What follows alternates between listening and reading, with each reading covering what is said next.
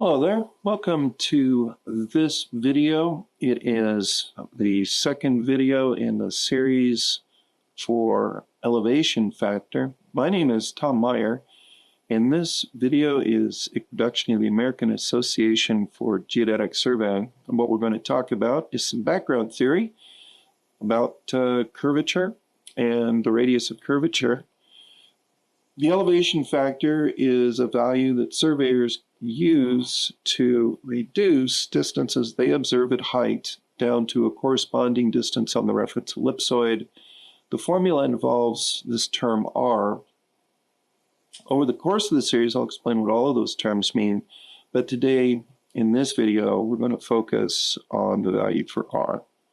R is a value that represents Earth's radius at the place that the distance was observed.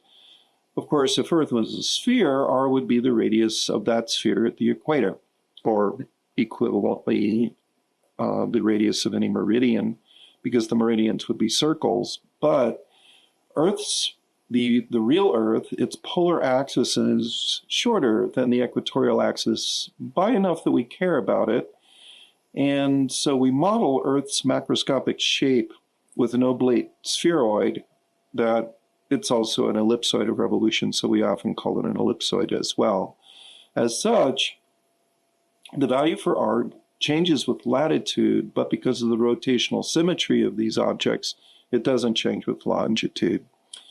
So we need to have a formal, rigorous, realistic way to come up with a value for R, and we're going to get that from a mathematical object that is called a radius of curvature.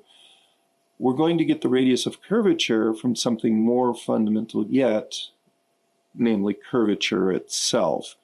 Curvature is, we can think of curvature as being how much does a curve's direction change as a point moves along that curve a small distance. Here we see a sinusoid that has tangent vectors. I'll explain what tangent vectors are in just a moment. But we can see that the direction of the curve is changing as we tick along this curve. So more intuitively, suppose we were driving along a mountain road and this was a really steep mountain, and so this road has switchbacks in it.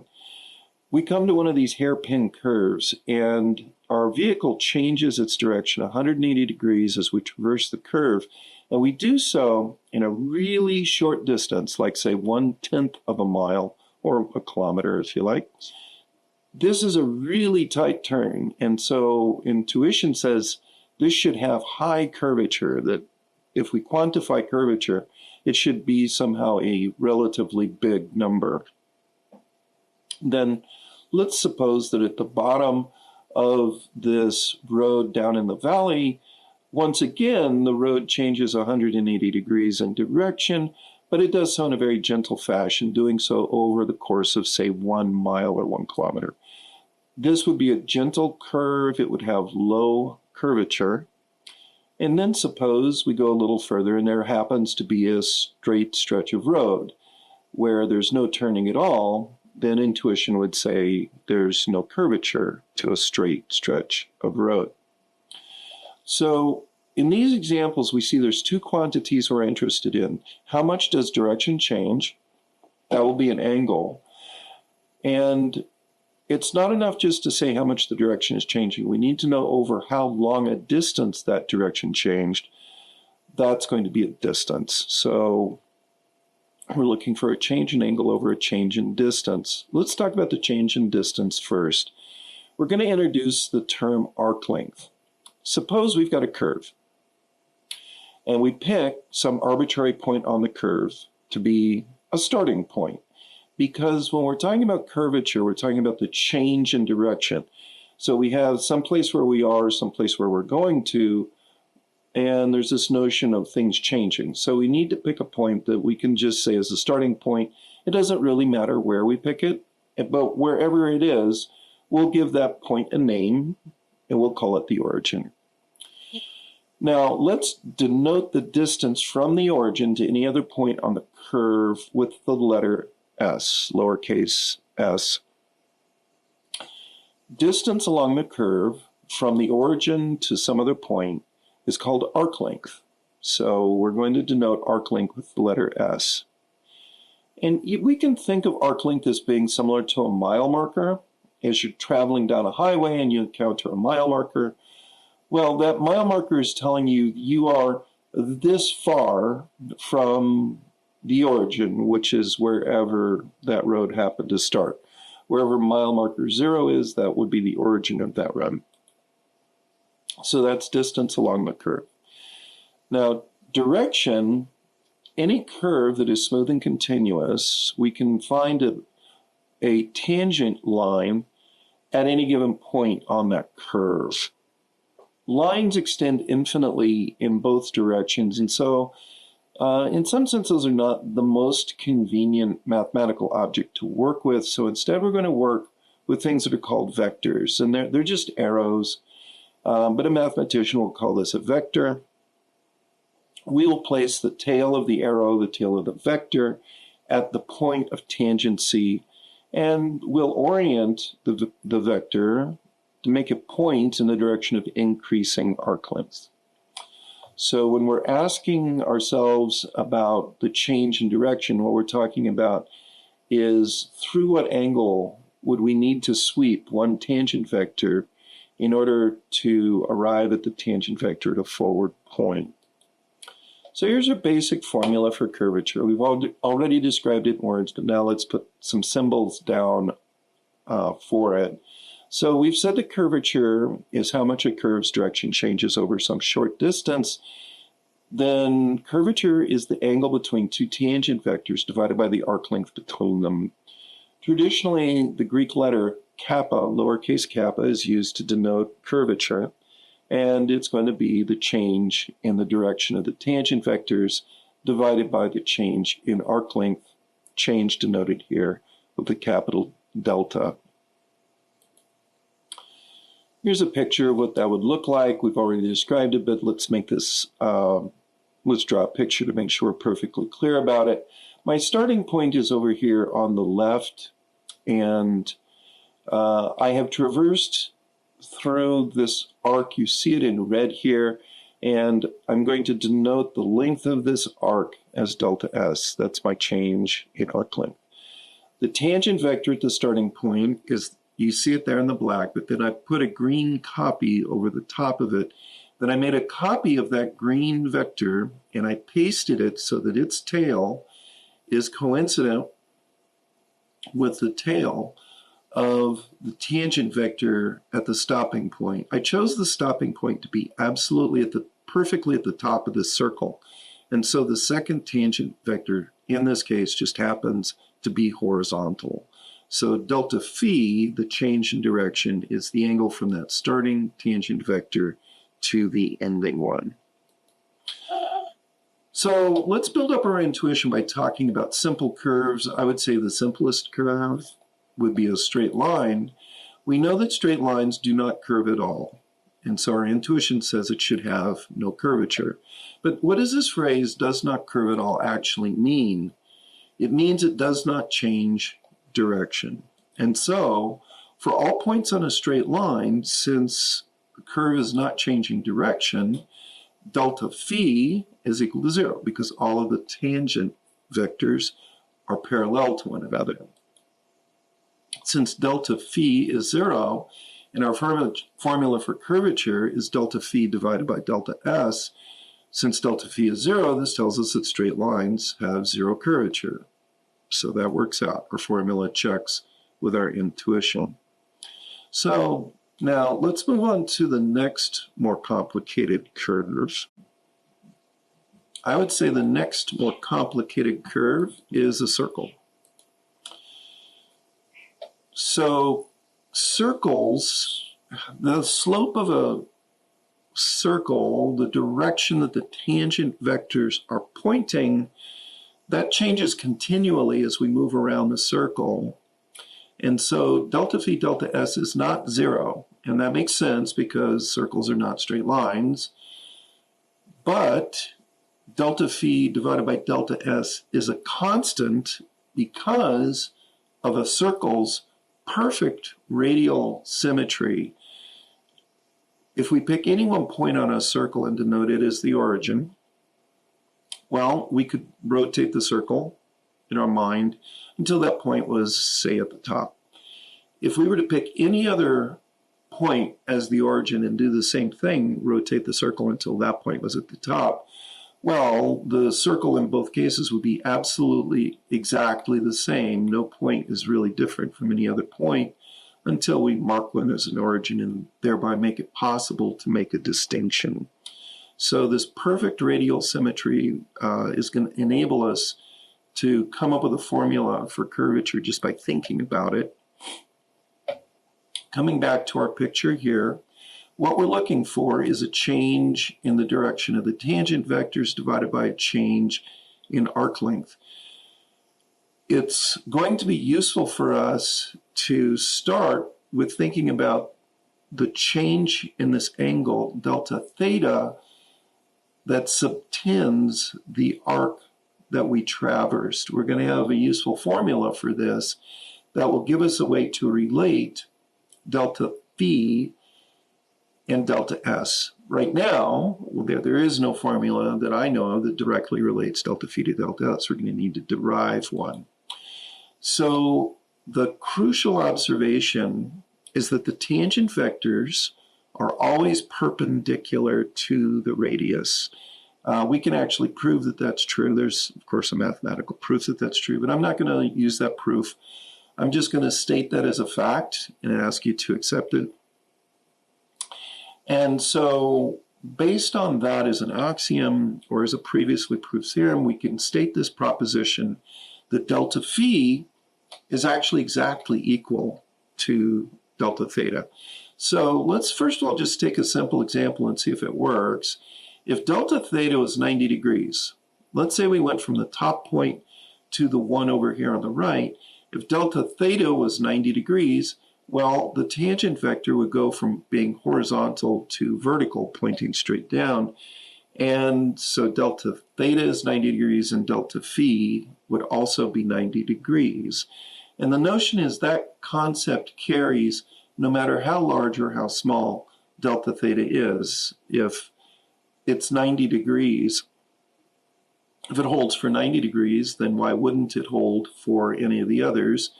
The intuition, at least to me, says that that's plausible, but that's not a proof. The way we can show that this is really true is, let's look at this slice of the circle that we've got here. So we're subtending the circle with some angle delta theta. We've got a starting and an ending point.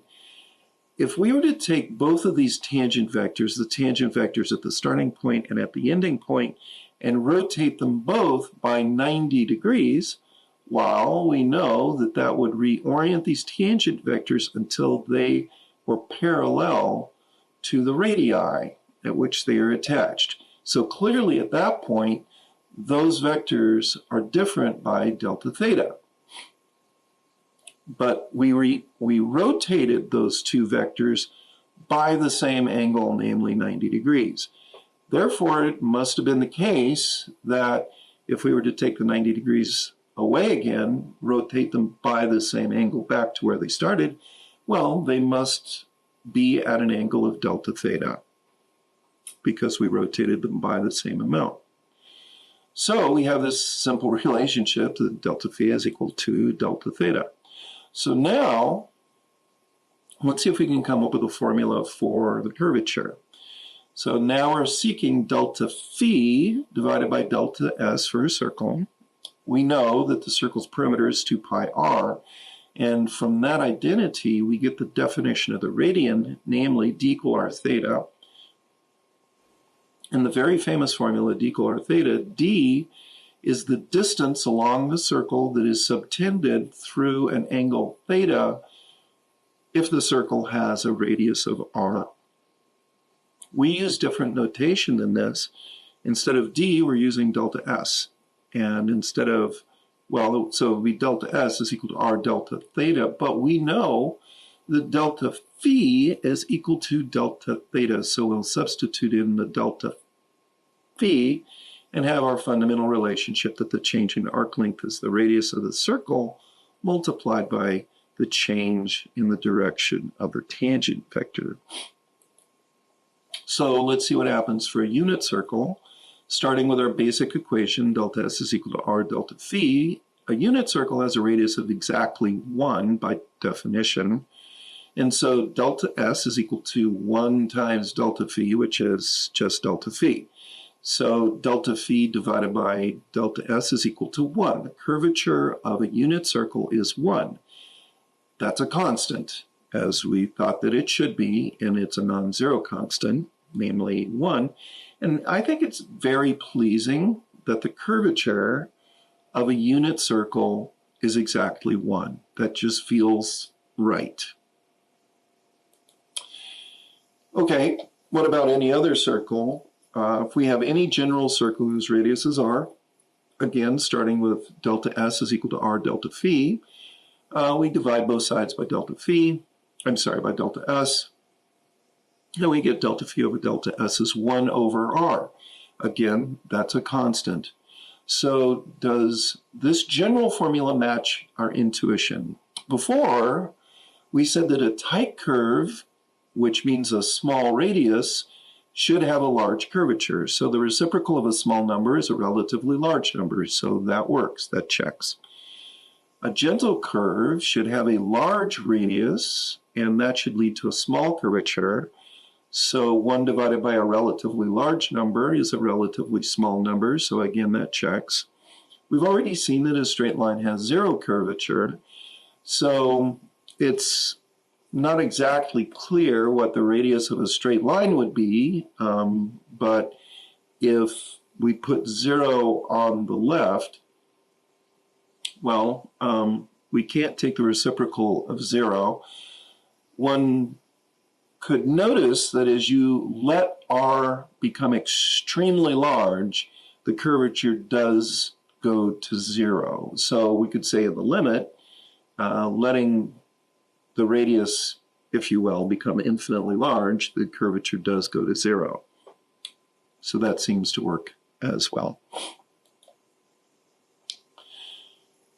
Now we are finally at a place where we can define the radius of curvature, and we would define the radius of curvature of a smooth continuous curve at any point on that curve to be the reciprocal of the curvature. Therefore, the radius of curvature of a circle equals its radius. That's kind of a nice result as well. So since all points of a smooth and continuous curve have curvature, all points of that curve likewise also have a radius of curvature. Therefore, at any particular point on a circle, we could find another circle whose radius equals that of the radius of curvature. So we can always fit a circle to any curve whose radius is equal to the curvature. So this is a similar situation for tangent lines. If we have a general curve, we pick any one point. Let's pick this point. We can always find a line that's tangent to the curve at this point. Similarly, we can find the curvature of the curve at this point. That gives us the radius of a circle. It's the inverse of the curvature. And this circle, we can fit this circle and put it tangent to the curve as well. So this radius of curvature is perpendicular to the curve, and the tangent line is, well, tangent to the curve and perpendicular to the radius of curvature. Well, the name, excuse me, I had to cough there for a second. The name of this circle, whose radius is equal to the radius of curvature, is given the name an osculating circle. Fancy word, we're not going to use it again perhaps, but that's what they're called. Well, okay, circles are great. What about everything else? Unsurprisingly, in general, the curvature of curves that are not circles will not be constants. This is hardly surprising. You can see that readily in this picture of an ellipse. So if we're working with curves other than circles, in geodesy, the other curve that we work with primarily is an ellipse. In order to find formulas for curves that are not circles, we have to employ calculus. and take derivatives of the formulas that we have to describe these curves that we're interested in. And when we use calculus, instead of using our discrete forms, delta phi and delta s, we'll take derivatives and we'll end up with d phi ds. The deltas will become infinitesimals. Well, it turns out that these formulas are pretty complicated, these formulas that we use to come up with curvature of arbitrary curves.